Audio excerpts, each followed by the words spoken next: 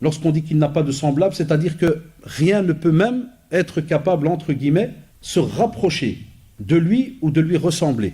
Et c'est pour cela qu'on a ce rappel que l'on fait spécialement à certains qui pensent qu'un tel, par exemple s'il dit Moulay, un tel, 3 petits points et autres, il est rattaché à Allah subhanahu wa ta'ala, proche de lui, et c'est lui qui va lui parler demain et qui va demander quelque chose pour que toi tu sois sauvé, ceci et cela. Entre guillemets, on en sourit encore aujourd'hui, mais il y a encore beaucoup de gens qui le pensent et qui pensent que telle créature, elle est rapprochée, elle est proche, elle est morte et donc elle est proche d'Allah subhanahu wa ta'ala, et c'est elle qui, lorsqu'elle reçoit des demandes de ceux qui viennent lui rendre visite, eh bien cette créature interpelle Allah subhanahu wa ta'ala pour demander ceci ou cela à Allah subhanahu wa ta'ala pour l'autre créature qui est encore ici sur terre. Là, et c'est pour ça que de ce fait, on nous apprend tout le temps de se diriger directement vers Allah subhanahu wa ta'ala pour nos demandes. On ne passe pas par l'être humain. Et ça, on doit l'apprendre durant toute notre vie à Shabab, c'est que dès qu'on a une demande, on commence d'abord par Allah subhanahu wa ta'ala.